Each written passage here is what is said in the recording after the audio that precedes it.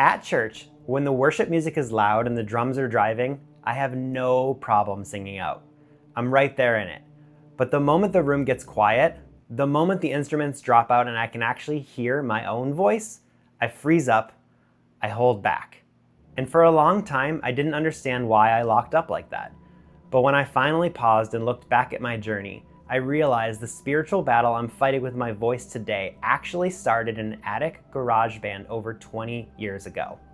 In this video, I want to share how God can use the random seasons of your past to prepare you for your future, how He redeems the things you already love, and why breaking down your walls to become truly vulnerable in worship is a battle every husband and dad needs to fight.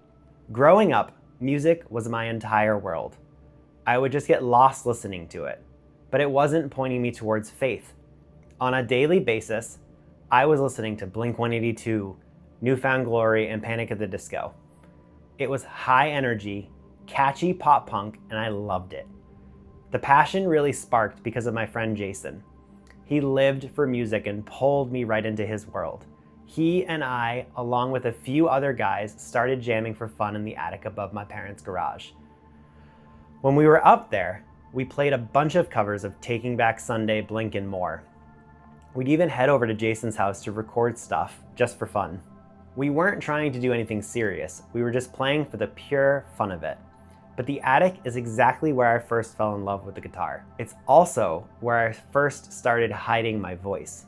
See, around that time, my mom used to tell me, "Evan, you have such a beautiful voice," which is exactly what a teenage boy does not want to hear. It unintentionally felt emasculating, and it made me feel fiercely protective of my guard. I flat out refused to sing in front of her. When we were jamming in the attic, I was terrified my mom would hear me through the walls. So whenever the guys would tell me to sing on a song, I'd just say, I don't want to sing.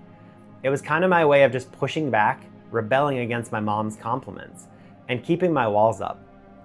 I chose to stay small and stay hidden. Back then, I didn't have a relationship with God either, and church wasn't on my radar, and faith wasn't part of my world at all.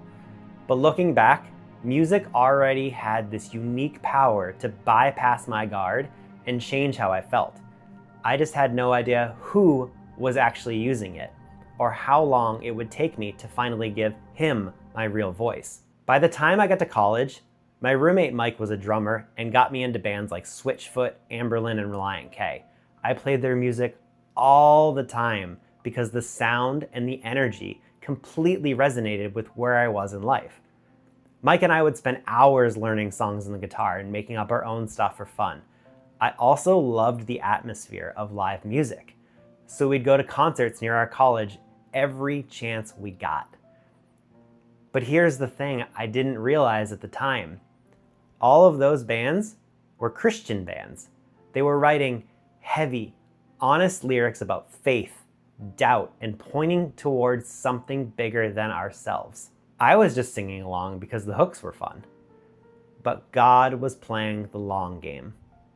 Even when I had zero interest in Him, He was using those exact bands to soften my heart and layer in truths I wouldn't fully unpack until years later.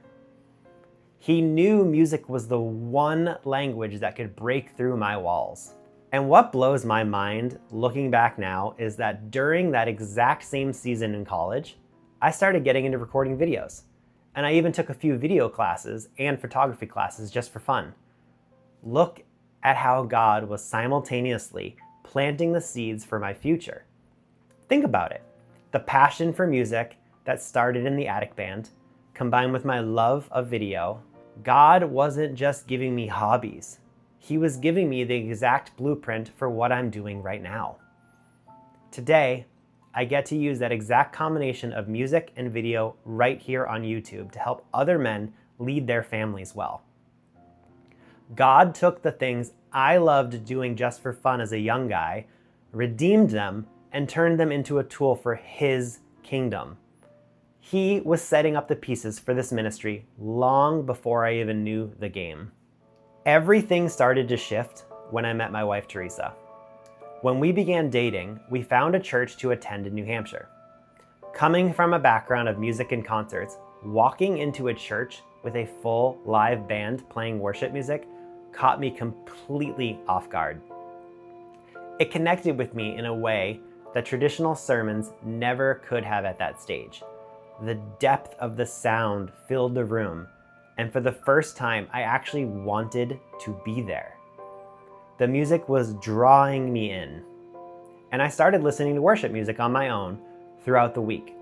I'd reach out to our worship pastor, shout out to Graham, on Sunday afternoons so I could find the songs to play during my commute to work. But the real turning point happened recently when our family relocated to Tennessee last year. The first Sunday we walked into our new church here, I truly felt the Holy Spirit in the room in a way that I had never experienced in my entire life. That was the season where songs like Gratitude by Brandon Lake started hitting entirely different.